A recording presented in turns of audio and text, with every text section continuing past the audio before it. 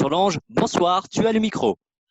Bonsoir tout le monde, ravie de partager ce petit moment, cette petite parenthèse euh, où vous allez peut-être entendre du tango par vos oreilles sans forcément danser, mais ça va parler que de ça. Je vous propose une petite approche que j'espère ludique. Donc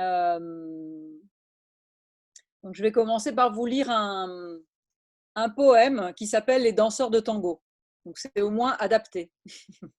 C'est un poète argentin qui s'appelle Eugenio Mandrini, qui est exceptionnel et très peu connu. Et quand j'ai lu ce texte, je me suis dit qu'il fallait absolument que les Français y aient accès et je me suis permis de le traduire. Et je vous le lis ce soir. Vous pouvez fermer les yeux si ça vous aide à vous connecter au texte. Les danseurs de tango, un hommage au vertige. Les danseurs de tango mériteraient de danser dans les patios du ciel. Les danseurs de tango dansent pour que la nuit et la ville reposent des furies de la journée. Ils dansent pour que soit oubliée la mort et tant d'autres ombres qui assombrissent l'air. Ils dansent pour que les peines, pour un instant, cessent de pleuvoir sur le visage des célibataires. Ils dansent pour que dans l'écume et la houle de leurs pas, il y ait quelque chose de la mer dont nous rêvons toujours. Ils dansent parce que danser est la porte d'entrée au patio du ciel. Mais qui sont les danseurs de tango? Des fantasmes qui flottent à ras du sol? Des chanteurs qui gesticulent avec leurs pieds?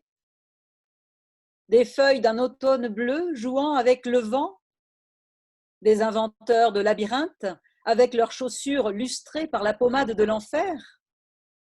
Où sont-ils ceux qui polissent les dalles et les laissent comme des miroirs pour que la lune se peigne et que les chiens deviennent fous? Les danseurs de tango mériteraient de danser dans les patios du ciel. J'ai vu des vagabonds s'arrêter et réchauffer la distance en les voyant danser. J'ai vu chez les amants le désir de se brûler avec cet autre feu en les voyant danser. J'ai vu des poètes se remplir d'éclat les yeux et parfois le sang en les voyant danser. J'ai vu les fous revenir de l'au-delà et à la moitié du cri, sourire en les voyant danser. Ça ne m'étonnerait pas d'ailleurs que des oiseaux et des astronautes aient la tête qui tourne en les voyant danser. Les danseurs de tango dansent dans les patios du ciel. Je les vois maintenant montrer leur art de stupéfaction et d'éclair, ensorcelant les anges, créatures invisibles de sang céleste, qui donneraient leurs ailes pour apprendre à danser. Les danseurs de tango continueront à danser dans les patios du ciel, jusqu'à ce que Dieu, l'absent, apparaisse d'un coup et applaudisse. Eugenio Mandrini. Je vais me permettre de lire un autre texte qui est un peu plus éloigné de la danse, mais tout aussi proche de la musique, puisqu'il s'agit d'une supposée lettre de Piazzolla, Astor Piazzolla, à Carlos Gardel. Buenos Aires, 1978. Cher Charlie, peut-être qu'en t'appelant Charlie, tu te souviendras du gosse de 13 ans qui vivait à New York, qui était argentin et jouait du bandoneon. J'ai aussi travaillé comme vendeur de journaux avec toi dans le film El día que me quieras. Je t'ai surnommé Charlie quand tu m'as demandé une fois chez toi comment on disait Carlitos en anglais. Tu te souviens quand je t'ai apporté un bonhomme de bois qu'avait taillé mon père? Ce matin-là, tu m'as dédicacé 2 photos, une pour Vicente Piazzolla et une autre pour le gamin sympathique et futur grand bandonéoniste. De 1934 à aujourd'hui, 1978, 44 années sont passées Et réellement, je ne t'ai pas oublié. Tu te souviens quand tu m'emmenais sur tes tournages dans les studios de la Paramount à Long Island? Février 1934, la pire chute de neige de l'année, 2 mètres de haut et moins 10 degrés. Et moi, ton traducteur pour draguer les filles qui voulaient te connaître. Je n'oublierai jamais les 2 bicyclettes que nous prîmes avec Tito Luciardo et que nous avons cassées à force de mouiller notre chemise. Les après-midi, j'avais pour habitude de t'accompagner pour t'acheter des vêtements dans les grands magasins de New York. Nous arpentions Saks, Macy's, Floor Chinese et finalement, tu t'achetais ces fameuses chemises à rayures verticales et horizontales. Des douzaines, avec des chaussures vernies, Borsalino, etc. Comme si tu avais trop d'argent. Je t'ai montré toute la ville. J'étais fière de la connaître aussi bien, mais cela faisait déjà 11 ans que je vivais là. Surtout mon quartier, Greenwich Village, où je te faisais connaître les meilleures cantines italiennes. Et toi, avec tes problèmes de bedaine, tu faisais gaffe. Sans compter les fois où tu es venu à la maison goûter les raviolis de ma grand-mère Assunta, en plus des beignets de coin, comme tu aimais bien manger. Je n'oublierai jamais la nuit où tu m'as offert un asado à la fin du tournage d'El Día que me quieras. Ce fut un honneur pour les Argentins et les Uruguayens qui vivaient alors à New York. Je me souviens qu'Alberto Castellano devait jouer du piano et moi du bandoneon, évidemment pour t'accompagner. J'ai eu la folle chance que le piano soit si faux que j'ai dû jouer moi seule avec toi chantant les thèmes du film. Quelle nuit, Charlie! Ce fut là mon baptême avec le tango, le premier tango de ma vie et accompagnant Gardel. Jamais je ne l'oublierai. Peu de temps après, tu es parti avec les Pera et tes guitaristes à Hollywood. Tu te souviens que tu m'as envoyé 2 télégrammes pour que je me joigne à vous avec mon bandoneon. C'était au printemps 1935 et j'allais fêter mes 14 ans. Mes parents ne m'ont pas donné l'autorisation et le syndicat non plus. Charlie, ça m'a sauvée. Au lieu de jouer du bandoneon, je jouerai de la harpe. Une nouvelle étape de ma vie commence. Nous rentrons à Mar del Plata en 1936. J'ai le coup de foudre pour la musique et j'étudie follement le bandoneon. Mon bandoneon et moi, nous allons à Buenos Aires et je débute avec Aníbal Troilo. Tu sais qui est Troilo? C'était toi jouant du bandoneon. C'est comme dire ton prolongement. Nous étions en 1939 et cela faisait 4 ans que tu étais Dieu. Tes films et tes disques se vendaient désespérément. Maintenant, les idiots découvrent que tu chantais bien. Ton voyage en Europe prémonitoire et tes concerts chaque fois plus importants. Ensuite, les États-Unis, tes films, Hollywood, l'Amérique centrale et Medellín, la fin de la route. Tu sais une chose? Moi aussi j'aime l'avion, sauf cette carlingue que tu as prise.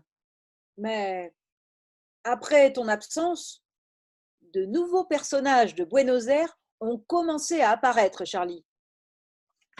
Tu as ruiné la vie des chanteurs, ceux qui avaient pour habitude de dire « Heureusement, Gardel est parti et il y a plus de travail pour nous ». Et les autres répondaient « Faites gaffe les gars, les disques restent ». Profitant de ce moment, une nouvelle classe sociale apparaît. Les veuves de Gardel, ces personnages qui achetaient ou avaient tes disques. Comme par magie, les animateurs de radio et les critiques disaient tous qu'ils étaient tes amis, même s'ils ne t'avaient jamais vu de leur vie. Ces gens ont leur clan formé dans toute l'Argentine, l'Uruguay, la Colombie, le Venezuela et dans beaucoup d'autres pays encore. Cela fait presque 45 ans qu'ils vivent grâce à toi. Mais là ne se termine pas l'affaire. Après 1936, naissent les Gardeliens, Gardelones, Gardelitos ou Gardeluchos. Ce sont de drôles d'êtres qui utilisent ton sourire, tes mêmes mimiques, ta même façon de marcher ou de parler. Mais ce qu'ils ne peuvent pas faire, c'est chanter comme toi. Charlie, je sais que tu serais mort de rire, rien de moins. Je peux te dire que la majorité des chanteurs ont voulu être Gardel, et Gardel pour tous. Ici, le bruit a même couru que tes disques se répétaient de nuit. C'est pour cela que tu chantes mieux chaque jour. Oh, je t'en raconte une bonne, Charlie. Certains professeurs de chant du Théâtre Colonne font écouter tes disques comme exemple. Et je suis certain que tu seras toujours là à nous regarder de là-haut et tu penseras que tu aurais aimé chanter les grands tangos des années 40. De plus, j'aurais écrit pour toi et je t'aurais fait les arrangements et j'aurais joué le bandoneon. On les aurait tués, Charlie. La seule chose que je n'aurais pas utilisée dans l'orchestre, c'est la harpe. Tu dois en avoir une collection de toutes les couleurs là-haut. Toi qui connais les anges, pourquoi tu ne leur demandes pas de changer le système et tu ajoutes un bandoneon dans l'orchestre? Regarde, il y a déjà le gros Pichuco, Mafia, Lawrence. Mais je m'enthousiasme trop et je préfère attendre un peu pour être celui qui organise cet orchestre. Je vais travailler, ou comme on dit aujourd'hui, j'ai un récital. Je vais penser au gamin Piazzolla quand tu lui as dit « Maintenant, joue la musique de Arrabal Amargo et vas-y à fond ». C'était au printemps 1935 et le duo Gardel-Piazzolla était né. Je suis un type chanceux. Un jour, nous nous retrouverons au dernier étage. Attends-moi, mais ne meurs jamais. Voilà pour cette lettre. Et dernier petit texte.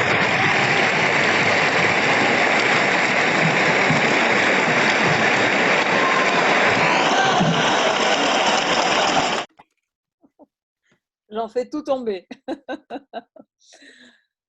C'est un extrait. C'est super de t'écouter, Solange. Vraiment, c'est Ouais, ça émouvant. va? C'est pas Je trop te long? laisse la parole. On t'écoute super bien. Le micro fonctionne très bien. Ça, c'est le message de la régie. Est-ce que vous écoutez bien, Solange, les amis? Faites un pouce si tout va bien et vous l'écoutez bien.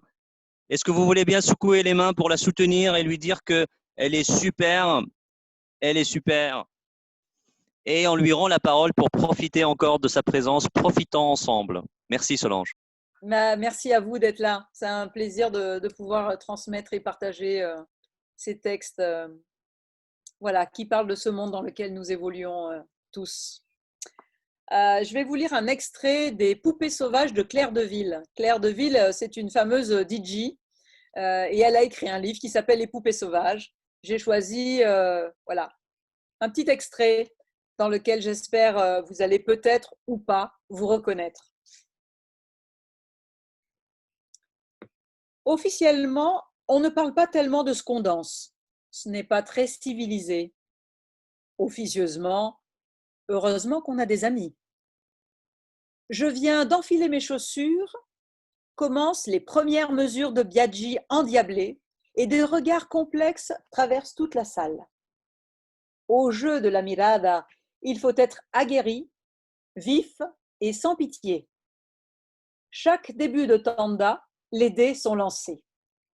On s'observe. Si les regards se soutiennent, l'homme fait un signe discret de la tête, auquel la femme répond en hochant la sienne, et on se rejoint. On ne veut pas danser?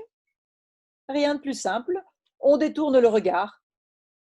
Ça s'appelle le cabeceo et a pour principal avantage de donner une plus grande liberté d'action et de choix aux deux parties et d'éviter l'humiliation d'un refus public que les Européens semblent aimer s'infliger.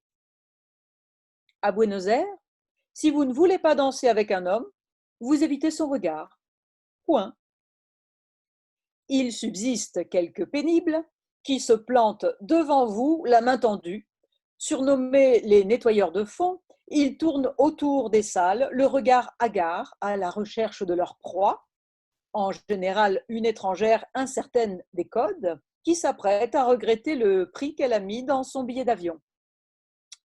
Plus on avance, plus la complexité de la mirada réside dans l'augmentation des paramètres qui rentrent en ligne de compte.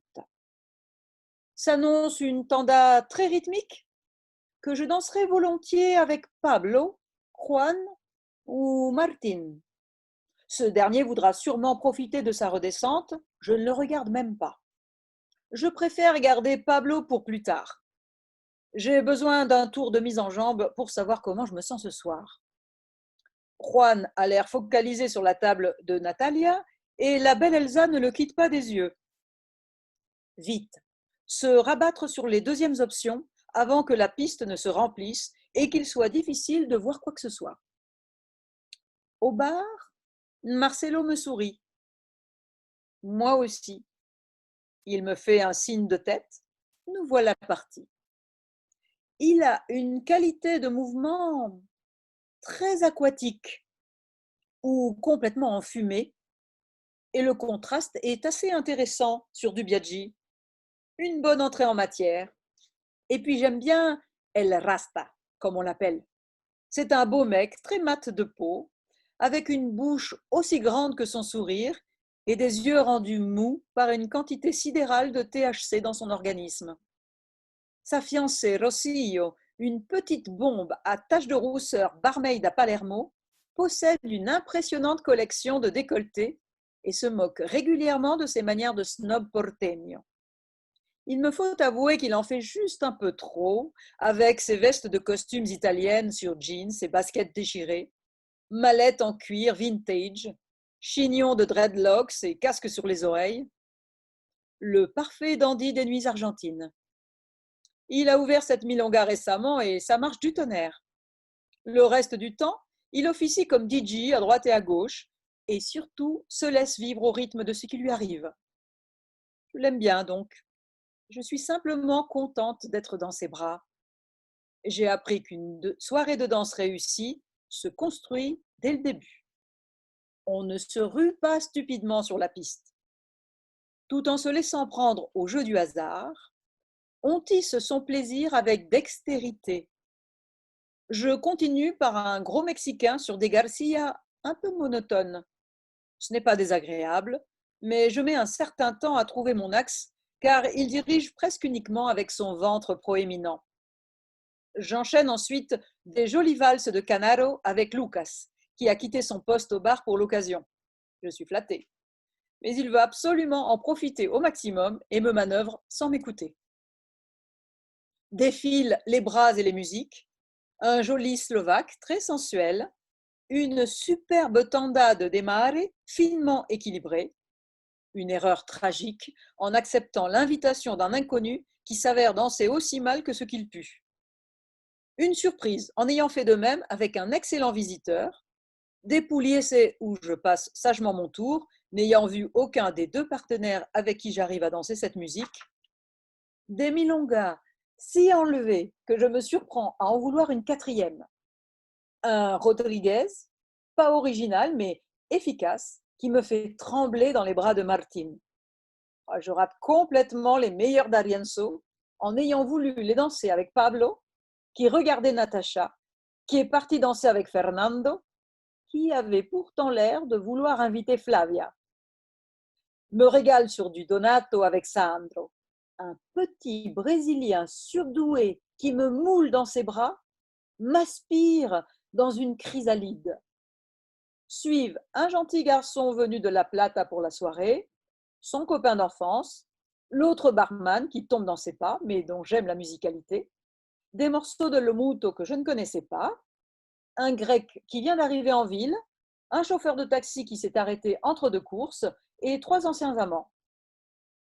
4 heures plus tard, dont la majorité sur la piste, mon corps a atteint cet état d'absence de lui-même que je cherchais.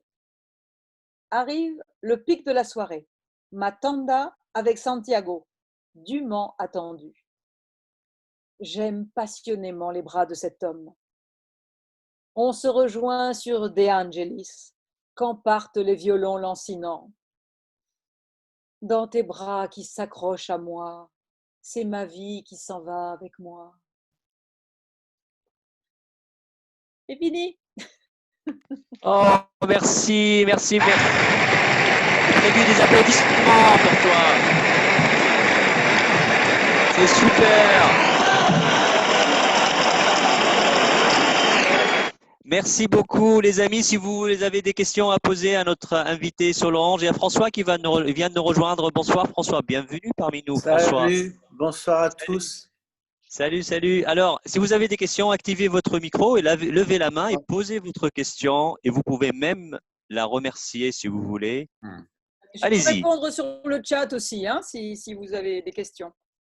Voilà, super. Alors, si vous n'avez pas de questions, moi j'ai une question, mais avant ça, j'ai deux réactions. La première, les réactions qui ne sont pas des questions. La première, enfin, j'en ai même trois. Déjà, j'adore l'énergie que tu nous as donnée et moi, j'ai tes sourires, tes interprétations du texte que tu présentes. Pour moi, c'est super parce que ça me fait rentrer dans ce texte-là. Je trouve ça génial. La, je voulais déjà dire que le texte que tu nous as raconté, que je découvre tous ces textes-là parce que je suis un inculte, je ne lis pas trop. Je Personne ne les regarde. connaît, ne t'inquiète pas. Hein. Ah, ça me rassure. Alors, Voilà. si je suis aussi inculte que les autres, je ne sais Oui. pas si je suis rassuré, mais on va dire que je vais m'améliorer. Mais du coup, j'ai envie de dire que quand tu parlais du fait de regarder les danseurs sur le premier texte, le fait de voir que on a envie de se faire pousser des ailes pour danser comme eux. C'est vrai que ça parlait d'un autre univers. Et moi, je me rappelle de mes toutes premières danses, mes premiers bals où je sortais justement et, euh, et j'étais admiratif justement de tous ces garçons qui savaient danser avec toutes ces filles, ces jolis garçons qui dansaient super bien avec ces jolies filles. Et j'avais ce sentiment-là, vraiment. L'image des ailes m'évoquait vraiment une expérience vécue personnellement, où je me disais, mon problème, j'avais l'impression que mon problème, c'était justement mes jambes, mon poids, mon corps, et que si je pouvais flotter sur le sol, me dégager de ne serait-ce que quelques millimètres du sol, je pouvais mieux danser. Et du coup, c'est ce que tu disais, m'évoquer ça. Ça, c'était une réaction. Deuxième réaction, et après j'aurai ma question. Je poserai ma question si tu veux bien. La deuxième réaction, c'est par rapport à Claire, le texte de Claire, où elle disait que justement, elle atteint au bout de 4 heures de danse ce moment où son corps n'est plus elle-même, où elle s'abandonne, si j'ai bien compris, en tout cas c'est comme ça que je l'ai ressenti, qu'elle s'abandonne justement dans un espace différent. Elle n'est presque plus dans la salle où elle danse, elle n'est presque plus avec son propre corps, et un état second. Et ces moments-là, quand ça m'arrive à moi, c'est juste génial. C'est une chance inouïe. Alors ma question, c'est sur en fait, c'est sur le premier texte encore. Excuse-moi, j'avais aussi une remarque sur le deuxième texte, mais j'ai oublié de quel texte il s'agissait. Si tu me rappelles le contexte. Le deuxième texte est une supposée lettre de Astor Piazzolla à Carlos Gardel. Voilà, les lettres de Astor Piazzolla et Gardel. Et en fait, ma question, c'est sur le deuxième texte, du coup. Le deuxième texte, c'était sur une question que j'avais, c'était est-ce que dans 1935, quand Astor Piazzolla parle de son expérience et sa rencontre avec Carlos Gardel, est-ce qu'à cette époque-là, si j'ai bien compris, c'était que de la musique live, qu'il n'y avait même pas la télé? Et du coup, je voulais savoir si c'est le cas, si tu veux bien me dire qu'il n'y avait pas d'enregistrement, c'est-à-dire il n'y avait pas de DJ qui passait la musique dans les bals, c'était que de la musique live. Dans ce cas-là, je voulais savoir, si tu veux bien, comment, à ton avis, les musiciens, les orchestres proposaient du tango dansant ou du tango, disons du tango qui est fait pour les danseurs. Voilà, à ton avis, si tu as une réponse, si tu veux bien. Ben, je n'ai pas trop de réponses parce que ça me surprend beaucoup ta question par rapport au texte, en fait. Et je suis restée bloquée sur le texte, moi. Alors, est-ce que c'est le problème quand tu évoques la rencontre en 1935 entre Astor 34, Piazzolla et Carlos Gardel? 1934. En fait, ils se sont rencontrés. Donc, Astor Piazzolla est né en 1900. Je ne vais pas du tout répondre à ta question, sache-le. Hein. Je te préviens Ça me d'avance. va très bien. Ah, ok, désolée pour tout le monde. Je vais rester dans mon sujet. Je suis désolée. Hein. Akil, je suis comme ça, faut pas Mais m'en non, vouloir. vraiment, il n'y a pas de souci. Il y a Google, il y a Wikipédia, t'inquiète. Tout va bien. Oh merde alors. Ça Ouais, m'ennuie. la concurrence est là, mon ami. Mais ceci dit, je veux bien ta réponse sur le sujet que tu évoques. Vas-y. Ouais, ouais. Donc en 1934, effectivement, Astor Piazzolla, il est né en 1921. L'année prochaine, on fêtera son centenaire, sachez-le. Et effectivement, il a grandi à New York. Il rencontre Carlos Gardel, qui est au climax de sa vie. Bon, il ne savait pas évidemment à cette époque-là qu'elle allait finir un an plus tard, dans un accident d'avion. Et il se prend d'affection pour ce jeune musicien. Et il a très envie, j'espère que vous avez compris ça. En fait, Carlos Gardel lui a proposé un petit rôle de vendeur de journaux dans le film El Día que me quieras. Il a joué dans ce film, et comme les liens amicaux se sont poursuivis, il a carrément demandé aux parents d'Astor Piazzolla, de l'emmener dans sa dernière tournée, dans sa tournée fatale en Amérique centrale. D'accord. Voilà, c'était pour éclairer un peu le texte. Alors, pour la réponse, je ne sais déjà plus ta question. Ça parlait, donc, si on dansait, bah oui, c'est les années 1935-1955, c'est ce qu'on appelle l'âge d'or du tango. Vous savez D'accord. ça? Donc j'imagine qu'il n'y avait pas trop de CD à l'époque, Non, il n'y avait pas trop de CD. Mais par contre, il ni y de avait déjà télé. des enregistrements. Le premier enregistrement de Carlos Gardel, ça date de 1912. Alors, c'est pas terrible, hein. C'est pas formidable, surtout avec les références qu'on a aujourd'hui. Ça s'améliore à partir de 1926, puisqu'on a l'enregistrement électrique. Tu vois, je ne D'accord. réponds pas à tes questions, hein, mais je te Si donne tu as d'autres répondu à mes questions, parce que ma question est justement autour de le fait que dans les milongas à l'époque, donc c'était des orchestres, c'était pas des enregistrements, c'était ça ma question. Ouais, Et, ouais. euh, Non, et non, c'était c'est sûr. aussi le fait de le travail des musiciens. Est-ce qu'ils composent exprès pour les danseurs? Ils ne font pas de tango pour, tu vois, juste pour jouer sans danseur, parce qu'il y a Alors, des tangos qui ne sont pas dansants. oui, prenons Carlos Gardel. Excusez-moi, je repars sur Gardel, mais Carlos Gardel, lui, tout ce qu'il a fait, c'était pas forcément pour les danseurs. Hein, il s'en foutait un peu. Les 90% de ce qu'il a enregistré, c'était avec des guitares et c'était pour le format concert. Donc, heureusement, il y a eu une autre branche de musiciens qui voulaient enregistrer pour les danseurs. C'est pour ça que l'âge d'or, de 35 à 1955, les orchestres. Alors, tu parlais de composition. Une composition, il faudrait parler d'arrangement, en fait, parce qu'il pouvait arriver que plusieurs orchestres jouent le même morceau, mais arrangé de façon complètement différemment. La preuve, tu connais 1000 versions de la Comparsita, et il y a plusieurs versions de El Huracán ou d'autres thèmes. Donc, il arrivait souvent que les chefs d'orchestre étaient également compositeurs. Donc, ils jouaient D'accord. leur propre composition, mais aussi des compositions qui étaient des tangos que d'autres pouvaient jouer, mais les versions pouvaient être très différentes entre la version de Di Sarli, celle de D'Arienzo, celle de Troilo. Voilà, je vais m'arrêter là. Je donne des conférences sur le sujet. Hein. Alors, est-ce que tu peux nous parler de tes conférences, de ton site et comment on peut te joindre? Eh bien, peut-être que François Roux, qui est là, a suivi, je crois, hein, c'est ça, François, je te reconnais. C'est vrai. Je ne peux pas me cacher alors. Je Ah, mais pensais être tu incognito. peux. Non, c'est excellent. C'est des très bons cours. C'est un format Zoom. C'est par thème, par époque.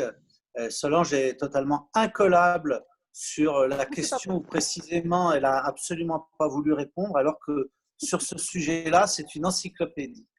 Donc, elle peut effectivement, par période, par époque, par compositeur, par orchestre, vraiment trancher le problème sous tous les angles, dans tous les sens, et on peut suivre à la trace chacun des musiciens devenus ensuite chef d'orchestre, puis compositeur, arrangeur. Et Avec ça, j'ai plus rien à dire alors. c'est là. Et du coup, Solange, comment on fait pour s'inscrire à tes… voilà, tu peux envoyer ton site. Tu l'as fait. Alors là, Ok, c'est pas le super. site. Je vais vous raconter. Je peux avoir 2 minutes de plus, c'est possible? Oui, bien sûr, Pas faire vas-y. très long. Hein. Le but, c'est pas du tout de passer du temps sur moi. Mais donc en fait, moi, je donne des conférences depuis une quinzaine d'années. Donc je vous laisse mon site et juste au-dessus, j'ai mis le lien avec les visioconférences, mais je les ai arrêtées. Donc ça vous intéresse beaucoup. J'en ai donné beaucoup du 4 mai au 1er juin et je vais les reprendre sans doute au mois de septembre. Voilà. Donc ça draine un peu toutes les périodes du tango, vraiment des tout débuts, de avant l'enregistrement, de comment est né le tango, dans quelles circonstances, pour avoir le terreau qui, comment, voilà, c'est très intéressant même avant qu'on danse, quoi. Voilà, donc je fais un peu, ça s'appelle Si le tango m'était compté.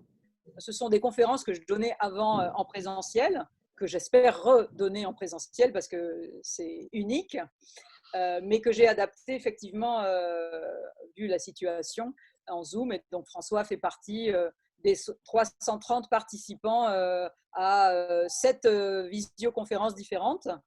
Et je vais reprendre ces 7 et en refaire d'autres. C'était Voilà. Merci passionnant. Solange. Et c'est super. C'était Et, passionnant les cours de Solange. sur mon site, il y a également une bibliographie sur le tango que vous pouvez télécharger gratuitement. Je vais vous mettre le lien. Merci Solange. Ben, écoutez, les amis, je vous propose d'applaudir encore une fois Solange, de secouer vos mains pour la remercier. C'était un grand moment de t'avoir avec nous.